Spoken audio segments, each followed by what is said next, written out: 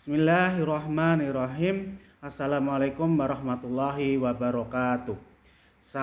Salam jumpa kembali dengan Tabib Kusbur melalui channel pengobatan acaraki klasik holistik dan tipu nabawi. Pada kali ini kita akan membahas pemanfaatan bumbu dapur sebagai pengobatan, yaitu pengobatan herbal khususnya. Pada edisi kali ini kita akan membahas tentang bawang putih, ya, yang mana bawang putih ini merupakan bahan dasar sebagai makanan yang tiap hari kita olah untuk membuat makanan-makanan seperti biasa. Akan tetapi manfaat bawang putih ini sangat banyak sekali, ya. Untuk itu marilah kita sedikit mengenal bawang putih, ya. Bawang putih ini merupakan tanaman yang mempunyai tinggi kurang lebih 50-60 cm, mempunyai batang semu beralur berwarna hijau, daunnya tunggal berupa roset akar bentuk lancet seperti rata ujung runcing, beralur panjang kurang lebih 60 cm, lebar kurang lebih 1,5 cm, menebal dan berdaging, serta memiliki kandungan persediaan makanan yang terdiri dari atas subang yang dilapisi daun sehingga menjadi umbi lapis warna hijau, ya. Bunganya majemuk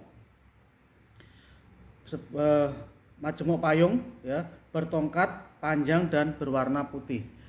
Nama simplicianya dikenal dengan garlic, nama dagangnya dikenal dengan bawang putih.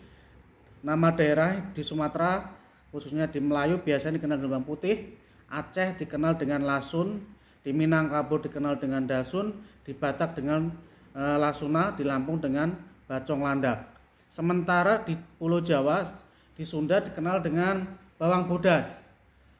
Di Jawa dikenal dengan bawang, di Madura dikenal dengan bawang babang, ya, babang pote. Di Kalimantan, di Dayak dikenal dengan bawang kasihong, ya. Biasanya bagian yang digunakan adalah umbi dan daun, ya. Sifat dan rasa dari bawang putih ini sifatnya hangat. Dia mempunyai sifat untuk menghangatkan tubuh, ya, menghilangkan dingin dan memulihkan, ya, kehangatan. Sementara rasanya pedas, berkhasiat menggerakkan keringat, ya, melancarkan energi vital dan darah. Afinitas, ya, itu adalah organ limpa dan lambung. Sementara khasiat dari bawang putih itu banyak sekali, diantaranya sebagai antiparasit, sebagai antibiotik, sebagai ekspektoran, sebagai diaporetik, ya, dan lain-lain. Banyak sekali kandungan kimia dalam bawang putih, diantaranya dia mengandung minyak atsiri, alisin, alinase, ya, dan sebagainya. Banyak juga vitamin kandungannya, vitamin A, B, B1, B2, dan vitamin C serta vitamin E. Dan terdapat juga di dalamnya hormon kelamin seperti kuprun, sulfur, mangan, kalium, ya, dan sebagainya. Sifat kimia dari bawang putih diantaranya, ya, bau khasnya itu sangat tajam, ya. Aroma ini berasal dari aliasin yang terbentuk dari hasil perubahan alinase.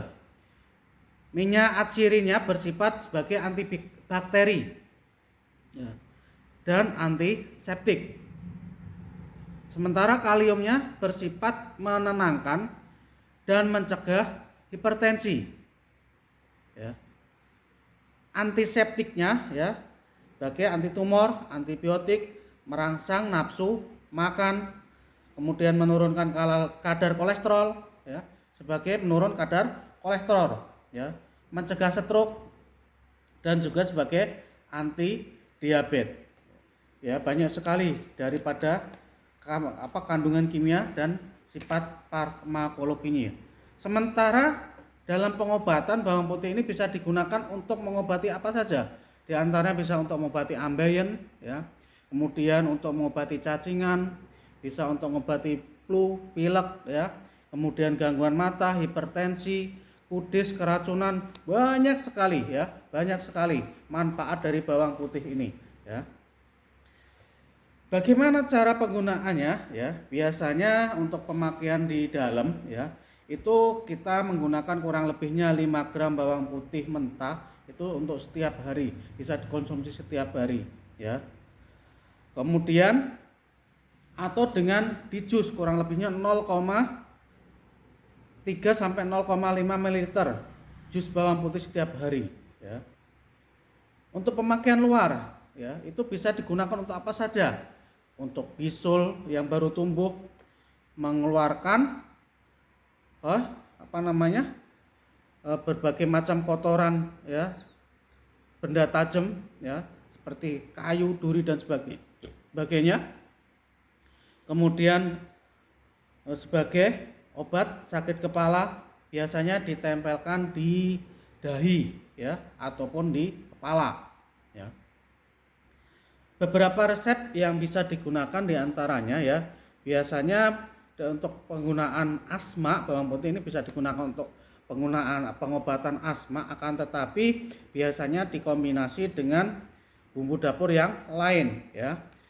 Bagaimana? Biasanya bahan-bahan yang bisa digunakan untuk asma ya, itu biasa ditambahkan dengan bumbu dapur yang lain serta tanaman yang bermanfaat obat ya. Di antaranya apa? Ambil kurang lebih ya 4 sampai 6 gram bawang putih. Ya. Kemudian ditambah dengan adas kurang lebih 1 gram. Kemudian ditambah dengan kapulaga 3 gram ya. Kemudian ditambahkan dengan patikan kebu kurang lebih 1 sampai 2 gram ya. Kemudian ditambahkan air kurang lebihnya segelas air ya, kurang lebih 100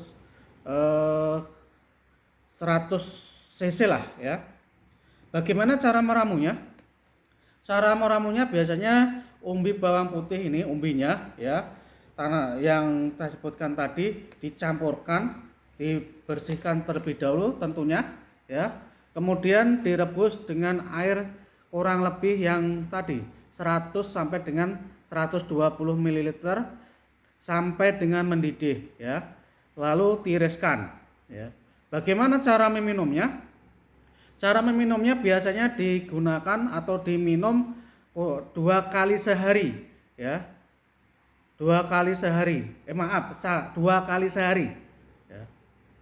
Diminum ya, sekali minum kurang lebihnya 100 ml. Diulangi berulang-ulang sampai penderita ya. Untuk perawatan ya, untuk pengobatan, untuk perawatan penderita asma itu 2 kali sehari ya. Berarti dalam sekali minumnya itu untuk perawatan asma itu 2 kali sehari. Kalau 100 ml bagi 2 berarti sekali minum adalah 50 ml ya. Itu biasanya untuk penggunaan asma ya. Kemudian bawang putih juga bisa digunakan ya, atau terkenal untuk pengobatan hipertensi ya.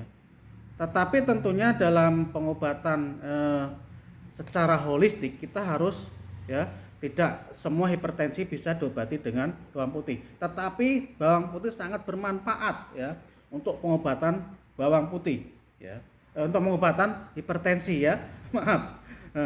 Jadi biasanya di di daerah Indonesia ini biasanya bawang putih sangat terkenal untuk pengobatan hipertensi ya. Bagaimana cara penggunaannya ya? Ambil kurang lebih 3 siung bawang putih ya, ditambahkan dengan seledrik kurang lebih ya 1 ikat atau kurang lebihnya itu 60 atau 75 gram ya. Kemudian ditambahkan dengan air matang kurang lebihnya ya, air hangat kurang lebihnya ya 100 ml. Bagaimana cara membuatnya? Semua bahan ya antara bawang putih dan seledri ditumbuk ya. ditumbuk kemudian masukkan ke dalam eh, kurang lebih 100 ml tadi air ya, dimasukkan ke dalamnya ya. Bagaimana aturan minumnya ya? Biasanya saya sarankan diminum 2 kali sehari ya. Sekali minumnya jangan banyak-banyak ya. Cukup sekali minumnya adalah setengah gelas ya. Kemudian biasanya untuk perawatan ya, selain untuk pengobatan juga bisa digunakan untuk perawatan. Biasanya kalau untuk perawatan bisa digunakan ya kurang lebihnya ya jangan lebih lah dari 1/4 gelas ya. Demikian ya, mudah-mudahan apa yang saya sampaikan bermanfaat buat diri saya khususnya dan buat saudara-saudara semua pada umumnya ya. Mudah-mudahan kita senantiasa diberkahi Allah, diberikan keselamatan. Sampai jumpa di episode yang akan datang ya, yang insya Allah kita akan banyak membahas dahulu bumbu-bumbu dapur yang lain ya. Salam sehat. Untuk mendapatkan kelanjutan video-video ini, tolong silakan subscribe dan like video ini ya. Mudah-mudahan bermanfaat buat kita semua demi kelancaran acara channel pengobatan acara klasik, holistik dan tibu nabawi ya. Salam sehat dari Tabib Gus Pur. Assalamualaikum warahmatullahi wabarakatuh.